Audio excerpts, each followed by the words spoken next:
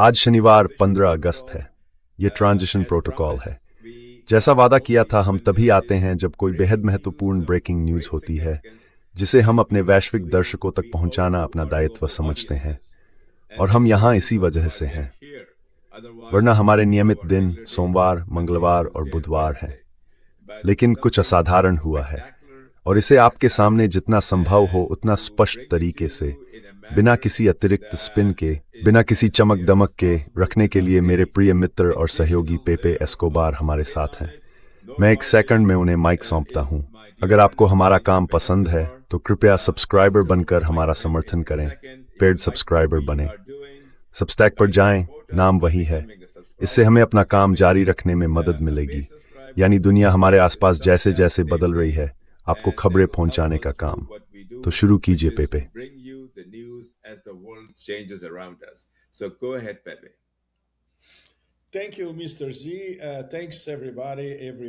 धन्यवाद mister Z.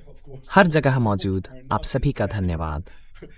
आज शनिवार है और जाहिर है आप में से ज्यादातर लोग पश्चिम एशिया में जो कुछ हो रहा है उसके साथ बिल्कुल तालमेल में नहीं हैं।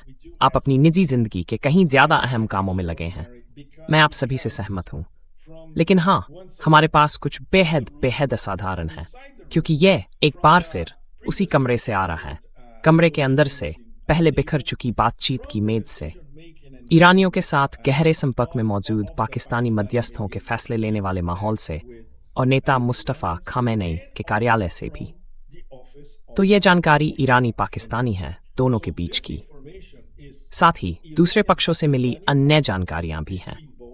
लेकिन यह सब सबसे ऊंचे स्तर का है, क्योंकि बात इस बारे में है कि पूरा शतरंज का बोर्ड वास्तविक समय में कैसे बदला जा रहा है। और जाहिर है सब कुछ बिजली की रफ्तार लगी। And of course everything lightning fast. So I broke down the key points. तो मैंने मुख्य बिंदुओं को इस तरह अलग अलग किया है कि वे आप सभी के लिए जितने संभव हो उतने सहज और समझने में आसान हो। इसलिए हम एक एक करके हर मुख्य बिंदु पर जाएंगे, बहुत ज्यादा व्याख्या या इधर उधर की बातों में पड़े बिना, ताकि ये अहम बातें आपके सामने साफ तौर पर रख सकें। दरअसल जो अहम बातचीत और अहम वार्ताएं हुई, हम अभी सप्ताहांत के बीच में हैं, यानी मोटे तौर पर शुक्रवार से शनिवार के बीच, शुक्रवार तड़के से शनिवार तड़के तक। खैर, पहली बात यह है कि आपको याद होगा कुछ समय पहले सऊदी अरब के MBS ने राष्ट्रपति ट्रंप को फोन किया था, और इस खास फोन कॉल ने ट्रंप को कुछ समझ देने में अहम भूमिका निभाई, ताकि वे ईरान के खिलाफ अपना तथाकथित, और ये उनका अपना शब्द है, नरक के दरवाजे वाला हमला शुरू न करें। क्योंकि MBS ने समझाया बात बहुत जटिल नहीं है। MBS बहुत सीधे सादे व्यक्ति हैं। Well, not very complicated. MBS is a very straightforward guy. His English is not exactly brilliant, but he goes straight to the point. उनकी अंग्रेजी कोई बहुत शानदार नहीं है, लेकिन कम से कम वे सीधे मुद्दे पर आते हैं। ट्रंप को साफ शब्दों में समझाने के लिए कि अगर गेट्स ऑफ हेल वाला यह हमला शुरू किया गया तो हर किसी को क्या क्या खोना पड़ेगा।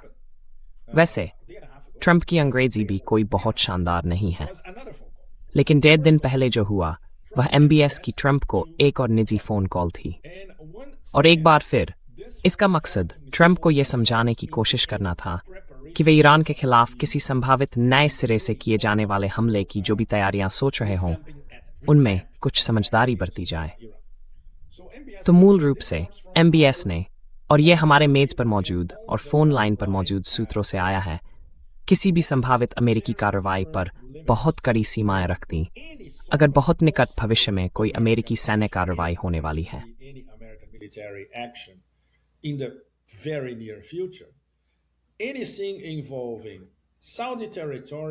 सूदी क्षेत्र, सूदी हवाई क्षेत्र और सूदी बुनियादी ढांचे से जुड़ी कोई भी चीज, मूलतः यह लगातार इनकारों की एक श्रृंखला थी। जैसे आप हमारे ठिकानों का इस्तेमाल नहीं कर सकते, आप हमारी जमीन का इस्तेमाल नहीं कर सकते। अगर आप ईरान पर हमला करना चाहते हैं तो आप हमारे ऊपर से उड़ान नहीं भर सकते।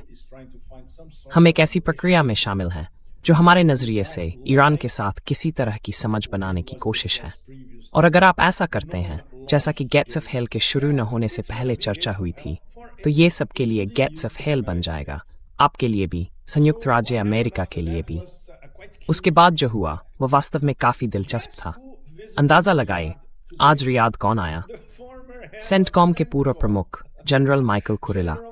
वह 1 साल पहले तक यानी पिछले अगस्त तक सेंटकॉम के प्रमुख थे जब उनको जेंग नियुक्त किया गया। He was replaced by King.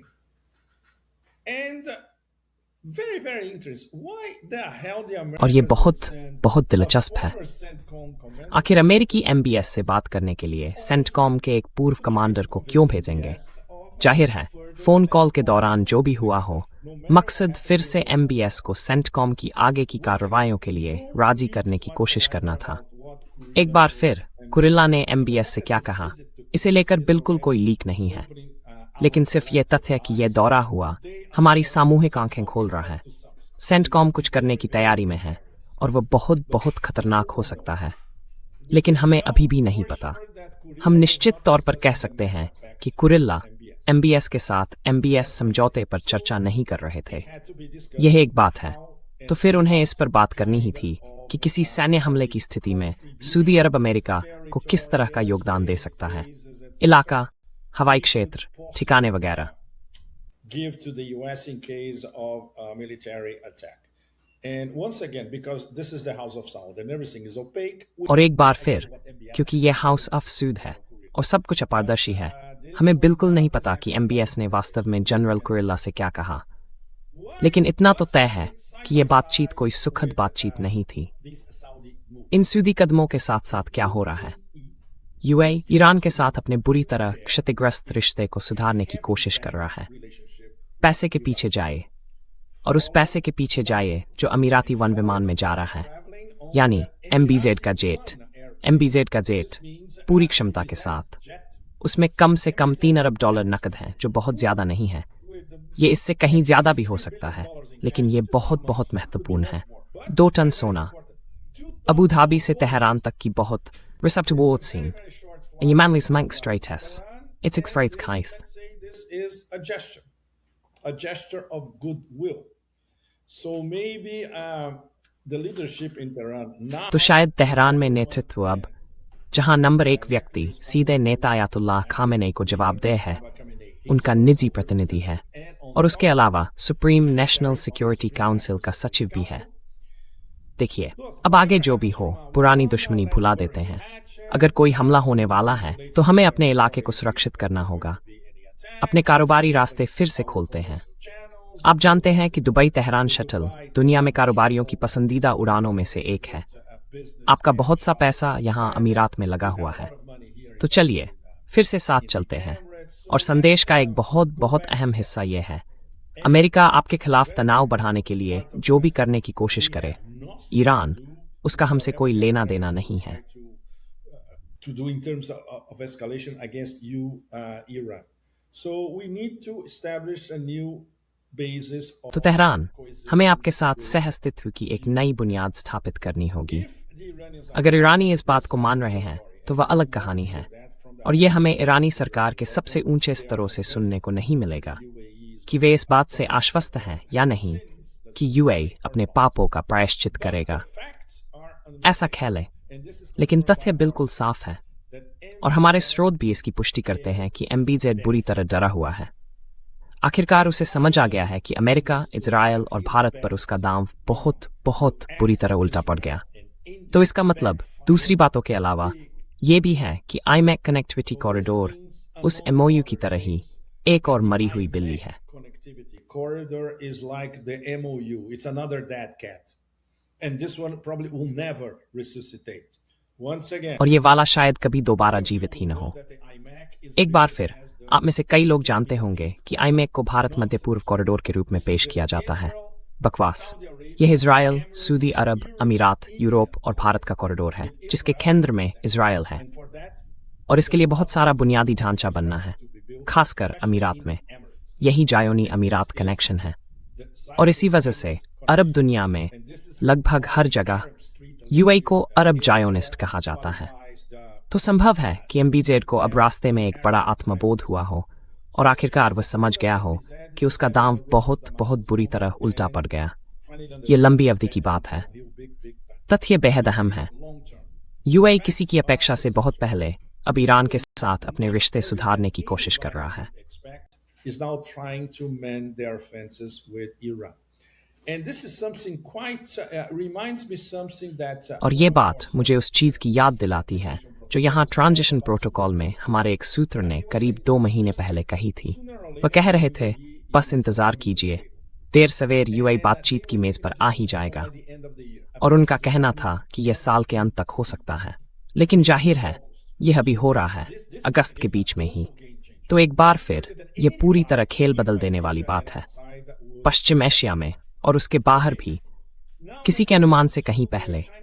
ठीक है, अब चीन पाकिस्तान वाले पहलू पर आते हैं जो बेहद अहम है। जो लोग हमें पर्दे के पीछे की इन सारी चालों, इन तमाम बैक चैनलों और उस सब के बारे में विस्तार से बता रहे हैं जो न युद्ध न शांति के धुंध में छिपा हुआ है, और फिलहाल यही स्थिति है। उनकी व्याख्या यह है कि पाकिस्तान अब मुख्य वार्ता केंद्र के रूप में पूरी तरह स्थापित हो चुका है। totally consolidated as the key negotiating center. Well, first of all, because there's nobody else. Can you imagine? खैर, सबसे पहले तो इसलिए कि कोई और है ही नहीं। क्या आप सोच सकते हैं कि खतर या ओमान बातचीत का केंद्रीय केंद्र बने? नहीं, पाकिस्तान के पास विश्वसनीयता है और जाहिर है पीछे सैन्य ताकत भी है। साथ ही उसे चीन का पूरा समर्थन हासिल है, इसलिए वह बातचीत का एक विश्वसनीय केंद्र बन सकता है। इसमें कोई सवाल नहीं है। मसला यह है कि वे बातचीत कैसे करेंगे और किसके साथ करेंगे। ईरान, ओमान और खतर वाले पक्ष के बारे में उन्हें सब कुछ पता है, लेकिन दूसरी तरफ पूरी तरह अनिश्चितता है। अमेरिकी खुद भी नहीं जानते कि वे किस बात पर और किसके साथ बातचीत कर रहे हैं। यह ट्रंप प्रशासन की खासियत वाला एक पूरा बिखराव है। मिसाल के तौर पर, कोई भी उन मौजूदा अमेरिकी वार्ताकारों के नाम नहीं बता सकता जो पाकिस्तानी मीडिया से बात कर रहे हैं। American negotiators who are talking to the Pakistani mediators. There is an assumption that these are people ये मान लिया जा रहा है कि ये लोग जेडी वैंस के कार्यालय से जुड़े हुए हैं, लेकिन इसकी पुष्टि कहीं भी किसी स्रोत से नहीं हुई है, अमेरिका के भीतर भी नहीं। तो चीन ने एक बार फिर अपना रुख नहीं बदला है। दरअसल शुरुआत से ही पाकिस्तान और चीन इस बात पर समन्वय कर रहे थे कि ईरान और अमेरिका के बीच मध्यस्थता कैसे आयोजित की जाए। चीन की अपनी राष्ट्रीय सुरक्षा संबंधी अनिवार्यताएं हैं और पाकिस्तान की भी राष्ट्रीय सुरक्षा संबंधी अनिवार्यताएं हैं, लेकिन कुल मिलाकर हर कोई शांति चाहता है। अमेरिकियों के साथ काम करने के लिए किसी तरह का समझौता ट्रंप प्रशासन की बेहद अस्थिरता के बीच। ठीक है, तो अब इन 2 बिंदुओं को जोड़ते हैं, सऊदी अरब और यूएई, और फिर चीन और पाकिस्तान, इससे कि ईरानी इन सभी घटनाक्रमों के बारे में क्या सोच रहे हैं। what the Iranians are thinking of all these developments. They are I wouldn't say bad. वे, मैं ये नहीं कहूंगा कि खराब हैं, लेकिन ईरान में सत्ता के पदों पर बैठे कई लोगों की इच्छा के वे बहुत खिलाफ हैं। अब ठीक है, इसे कुछ और दिन देते हैं, कूटनीति को आगे बढ़ने का मौका देते हैं। आईआरजीसी के किसी भी व्यक्ति से पूछिए तो वे कहेंगे, खैर बिल्कुल, हम जो भी करें, दूसरी तरफ कभी भी उसी के मुताबिक व्यवहार नहीं करेगी जैसा उन्होंने एमओयू में हस्ताक्षर किया है, लेकिन फिर भी इसे आजमा लेते हैं। मगर अवसर की एक बहुत बहुत छोटी सी खिड़की है।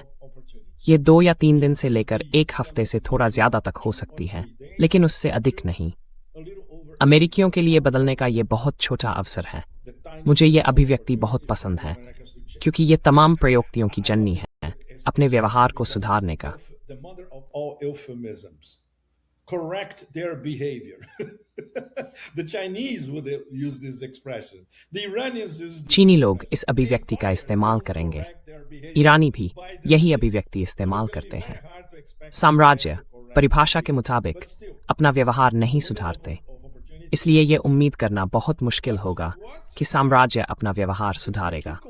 लेकिन फिर भी अवसर की एक खिड़की मौजूद है।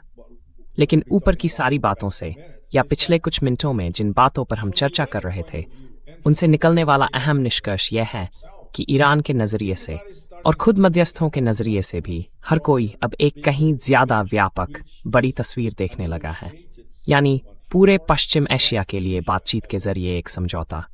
ठीक है, इसमें बहुत कुछ है। फिर से चीनी अंदाज में कहें तो शुभ सोच। लेकिन मध्यस्थों और राजनयिकों को यही करना पड़ता है। involved. But mediators and diplomats, they have to. Otherwise, you enter into वरना आप जानते हैं, हम निराशा के सबसे अंधेरे गड्ढों में उतर जाते हैं। फिर कूटनीति पूरी तरह गायब हो जाती है और सिर्फ युद्ध रह जाता है। इसलिए यह मूलतः एक बातचीत है और ये कूटनीति की दिशा में पहले कदम है युद्ध के बाद पश्चिम एशिया की व्यवस्था के लिए। यही वजह है कि यह इतना महत्वपूर्ण है। ये उस संभावित बातचीत की ओर बढ़ते छोटे छोटे शुरुआती कदम हैं। इसलिए बातचीत की संभावना को आगे बढ़ाने के लिए गालिबाफ और अरागची के नेतृत्व में ईरान का एक बहुत बड़ा वरिष्ठ प्रतिनिधिमंडल इस्लामाबाद आ रहा है। हम कह सकते हैं, मिस्टर जेड, अगर हम कहें कि एक हफ्ते से थोड़ा ज्यादा समय, तो क्या ये पर्याप्त होगा? ये इससे पहले भी हो सकता है, इससे पहले भी हो सकता है। मान लेते हैं कि एक हफ्ते के भीतर या एक हफ्ते से थोड़ा ज्यादा समय में, और संभावना है कि ये अगले हफ्ते के अंत तक हो जाए। with the possibility of maybe being by the end of next week. Okay. ठीक है, हाँ। So because this,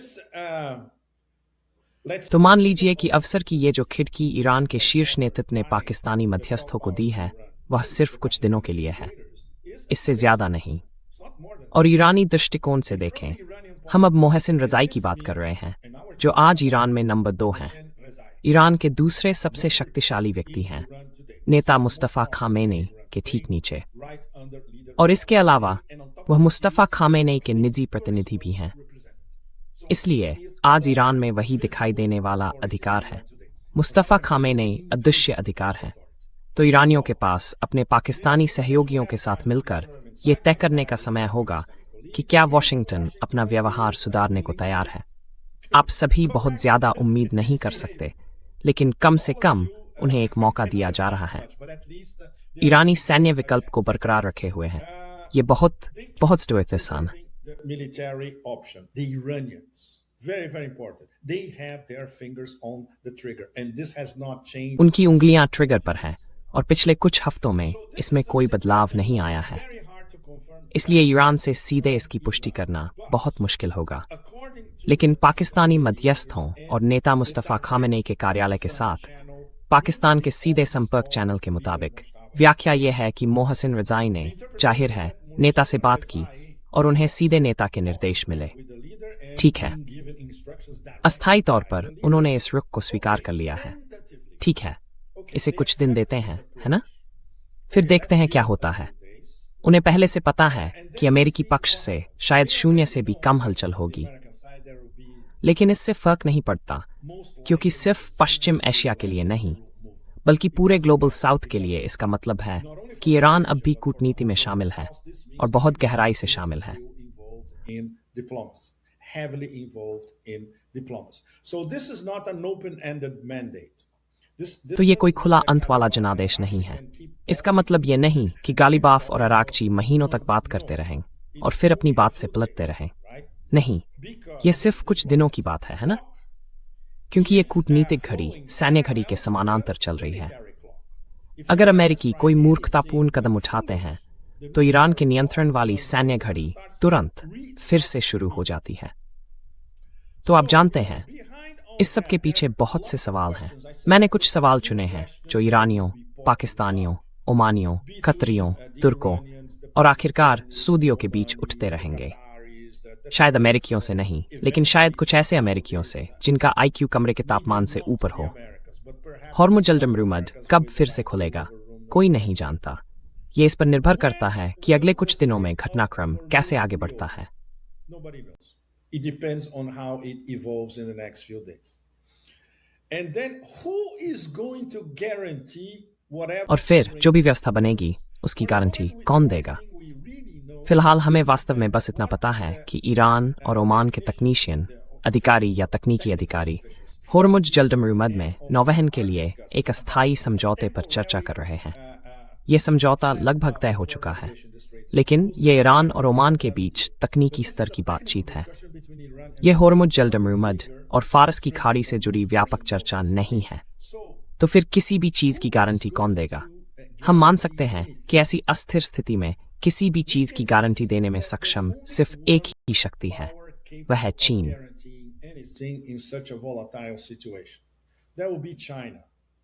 Are the Chinese interested in that kind of thing? क्या चीनियों की उस तरह की चीज में दिलचस्पी है? नहीं, बिल्कुल नहीं।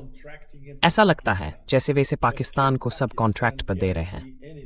लेकिन क्या पाकिस्तान अमेरिकी सरकार से जुड़ी किसी भी बात की गारंटी दे सकता है? हर कोई जानता है कि यह लगभग असंभव है। तो फिर यह सवाल पर सवाल है ना? प्रतिबद्धताओं को पूरा करने के क्रम को कौन नियंत्रित करेगा? हर कोई जानता है कि अमेरिकी अपनी साम्राज्यवादी प्रकृति के कारण एक के बाद एक प्रतिबद्धता तोड़ते हैं। एक बार फिर उस क्रम को नियंत्रित करने के लिए कई शक्तियों का एक साझा मंच होना पड़ेगा। इस समय हमारे पास ऐसा कुछ नहीं है। कौन तय करेगा कि वॉशिंगटन किसी भी बात का पालन कर रहा है या नहीं?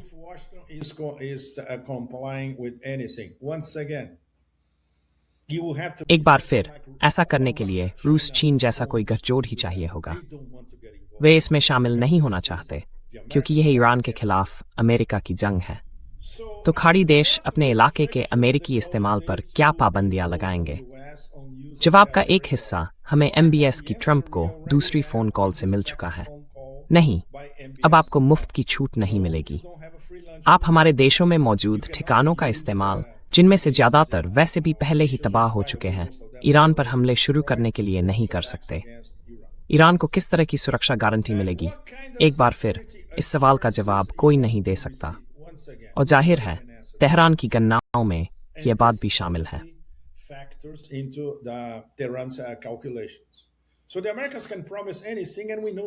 तो अमेरिका कुछ भी वादा कर सकता है और हम जानते हैं कि वह कभी उसे पूरा नहीं करता। उनकी पोल कौन खोलेगा? मामला बहुत बहुत जटिल है। और फिर वही सवाल है, अगर दोनों पक्षों की ओर से आगे बढ़ने की गुंजाइश बनती है तो चीन पाकिस्तान के पीछे कितनी दूर तक जाने और पाकिस्तान के साथ तालमेल करने को तैयार है ताकि ये चीजें काम कर सकें। हम जैसे विदेशी विश्लेषकों को और यहां तक कि चीनी मीडिया को भी इस तरह की बातों का कभी जवाब नहीं मिलेगा, चाहे आप बीजिंग में ही क्यों न हो। ये चीन का राजकीय रहस्य है और वे इस तरह की जानकारी लीक नहीं करते। एकमात्र बात जो हम निश्चित रूप से जानते हैं, अगर हम विदेश मंत्रालय के जरिए उनकी आमतौर पर कही जाने वाली बातों और चीनी आधिकारिक मीडिया में बहुत सावधानी से प्रकाशित सामग्री को ध्यान से देखें, तो वो यह है कि वे समाधान चाहते हैं। वे मध्यस्थता का समर्थन कर रहे हैं। वे होर्मुज जलडमरूमध्य को खुला रखना चाहते हैं। लेकिन यह सब कैसे हासिल किया जाए, इस पर कभी विवरण नहीं होता।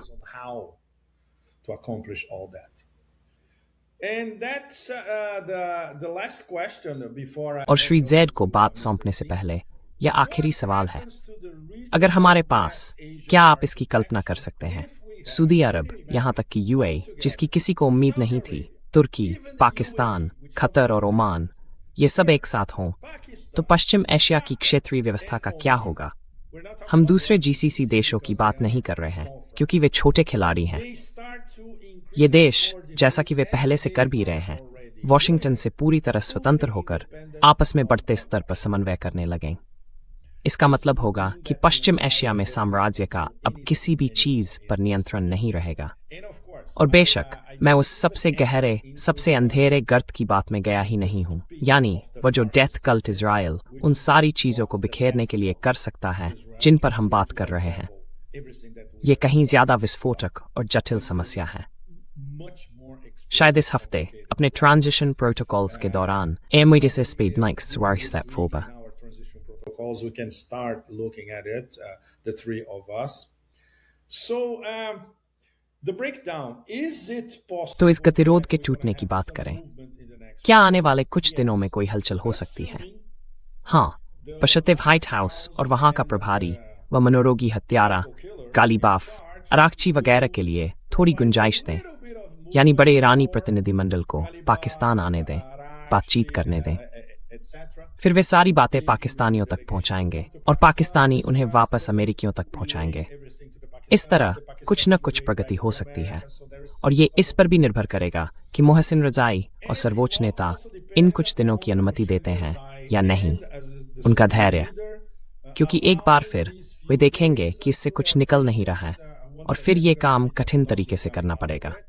तो इसका मतलब यह होगा कि होर्मुज एक बार फिर, क्योंकि शुरुआत से, युद्ध शुरू होने से भी पहले, सबसे बड़ा evexposikorik Game Timok. The big factor was always the Strait of Hormuz. We have to repeat over and over again. हमें बार बार यही कहना होगा, यह तेल के लिए युद्ध है, यह तेल के अहम रास्तों के लिए युद्ध है, यह एक स्वतंत्र संप्रभु राष्ट्र के बारे में युद्ध है, जो अमेरिकी डॉलर को दरकिनार करके ऊर्जा का लेन देन करता है। यह पेट्रोडॉल की रक्षा के लिए युद्ध है, और यह अमेरिका के लिए अस्तित्वगत खतरों के खिलाफ युद्ध है, यानी ईरान, रूस और चीन के खिलाफ। तो चरणबद्ध तरीके से किया गया कोई समझौता इन तमाम बिल्कुल भयानक तथ्यों को कैसे बदल सकता है? खैर, कम से कम एक बार फिर, जैसे उस एमओयू के मामले में हुआ था जो अभी मरा नहीं है, अवसर की एक बहुत छोटी सी खिड़की मौजूद है, और इसकी पुष्टि उस खुफिया रिपोर्ट से हुई जो हमें शनिवार से पहले मिली थी। अब ये सब खुले में है ताकि आप सभी इस बारे में अपनी राय बना सकें। तो मिस्टर जेड, अब आप बताएं। Well, Mr. Z, over to you. Well, that's a brilliant. बस यही बात है। ये शानदार विश्लेषण है। पेपे ये समस्या के मूल तक पहुंचता है, और यही वो बात है जिस पर मुझे सचमुच गर्व है। इस सब का हिस्सा बनना मेरे लिए गहरे सम्मान की बात है। ऐसे असाधारण रूप से प्रतिभाशाली विश्लेषकों का लाभ मिलना। मेरा मतलब है, आप बेहद अच्छी तरह से जानकारी रखते हैं, लेकिन आपके पास ये प्रतिभा भी है कि आप बहुत जटिल मुद्दों को लेकर उन्हें दुनिया भर में मौजूद हमारे वैश्विक दर्शकों के सामने अब 14 भाषाओं में इस तरह पेश करते हैं कि वे समझ सकें कि क्या हो रहा है, और वे इसे कॉरपोरेट चमक दमक की उस परत के बिना देख सकें जो सच को नष्ट कर देती है। तो मैं इसकी सचमुच सराहना करता हूं, और मैं नजर रख रहा हूं। इसलिए मुझे बस अपना दृष्टिकोण रखने दीजिए। और शुरू से जितनी बातों पर मैंने आपसे चर्चा की थी, उन्हें भी जोड़ूंगा, क्योंकि मेरा मानने में Steve प्यूरफोर, which I believe are significant, but because of the time, did not. लेकिन आप जानते हैं, समय की कमी की वजह से मैं उस पर बात नहीं कर पाया। पाकिस्तान, तुर्की और सऊदी अरब ने अपने मक्का पैक्ट को आगे बढ़ाते हुए वास्तव में ठोस कदम उठाने शुरू कर दिए हैं, और ये अहम ठोस कदम है। उन्होंने संयुक्त सैन्य अभ्यासों की घोषणा की है, जिनमें सेना के तीनों अंग शामिल होंगे, थल सेना, वायुसेना और नौसेना। और ये अभ्यास बहुत जल्द तीनों देशों में किए जाएंगे। तो ये सैन्य एकीकरण की दिशा में पहला कदम है। ये अभ्यास सैन्य एकीकरण की दिशा में पहला कदम है, जो वास्तव में बहुत महत्वपूर्ण है। अगर कोई ऐसी भागीदारी होने वाली है जिसमें तीनों देशों की सेनाएं शामिल हों, तो उनका एकीकृत होना जरूरी है, और ये उसी दिशा में पहला कदम है।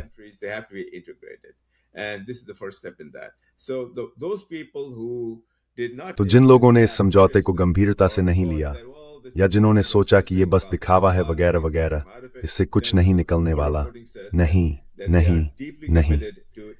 हमारी रिपोर्टिंग कहती है कि वे अपने संयुक्त रक्षा तंत्र को एकीकृत करने के लिए पूरी तरह प्रतिबद्ध है, ताकि अगर डेल्टा पंथ उनमें से किसी एक पर हमला करने के ऐसे ख्याली पुलाव देखता रहा, तो वो बहुत आगे नहीं बढ़ पाएगा।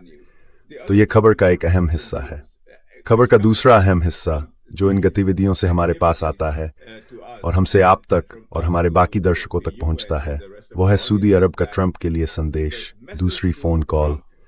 बहुत बहुत महत्वपूर्ण, ये हमारी समस्या है।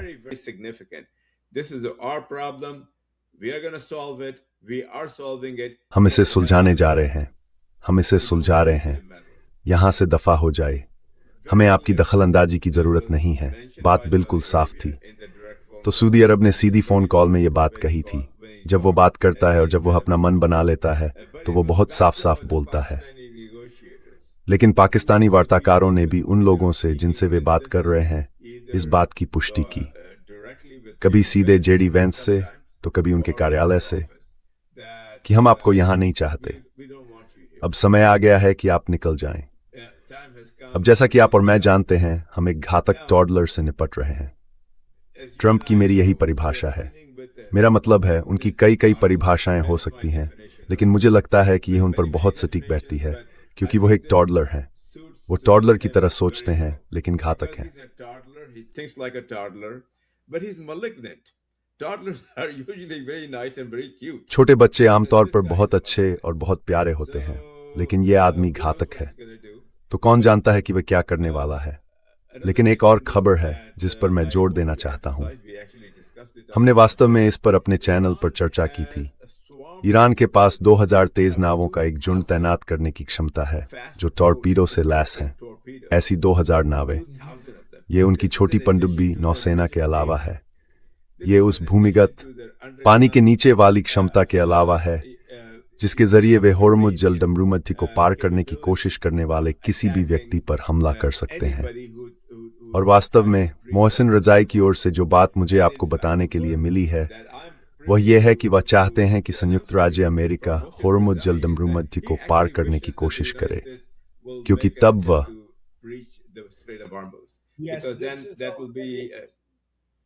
ये बात ईरानी मीडिया में पहले से थी मत। हाँ, उसे ये बहुत पसंद है कि तब उसे 1-2 युद्धर डुबोने की क्षमता संजोर और वह पूरी तरह जायज ठहराया जा सकेगा। इस घातक बच्चे सस्ते आदमी की मन टू डैली उसके भ्रमित विचारों के ताबूत में आखिरी कील होगी। तो अगले कुछ दिन, मैं कुछ हफ्तों की भी बात नहीं कर रहा, अगले कुछ दिन असाधारण रूप से महत्वपूर्ण है, क्योंकि अगर उसका अंतिम नतीजा यह होता है कि ट्रंप और अमेरिकी साम्राज्य सही फैसला लेकर इस क्षेत्र से दफा हो जाते हैं, तो यह सिर्फ उस इलाके में नहीं बल्कि पूरी दुनिया में अमेरिकी वर्चस्व के अंत की शुरुआत होगी। इसका मतलब पेट्रोडॉलर के विनाश की दिशा में पहला कदम होगा। और जब पेट्रोडॉलर नष्ट हो जाएगा तो अमेरिका की यूं ही पैसा छापने और अपने कर्ज को वित्त पोषित करने की क्षमता खत्म हो जाएगी।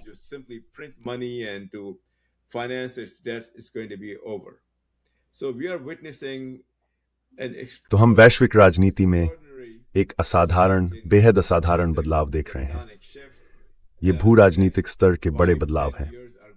आने वाले 5-10 साल पिछले 75 सालों से बहुत अलग होने वाले हैं, और हम यहाँ रहेंगे आपको इसकी रिपोर्टिंग देने के लिए। हम आपको वहीं से खबरें पहुंचाएंगे जहां खबरें बनती हैं, बिना किसी कॉरपोरेट मालिक के जो उसका आधा हिस्सा हटा दे और बाकी को इस तरह तोड़ मरोड़ दे कि आपको सिर्फ बकवास ही मिले। हमारे चैनल पर ऐसा नहीं होने वाला। आपके समर्थन की तरह हम आपको भी ज्यादा सक्रिय होने के लिए प्रोत्साहित करते हैं। हमें टिप्पणियां भेजिए, हम उनका जवाब देंगे। लेकिन कृपया सब्सक्राइब करें, लाइक बटन दबाएं और पेड मेंबर बने। इससे हम अपना मिशन जारी रख पाते हैं और हम आपको ये सारी खबरें हफ्ते में 2 बार संदेश।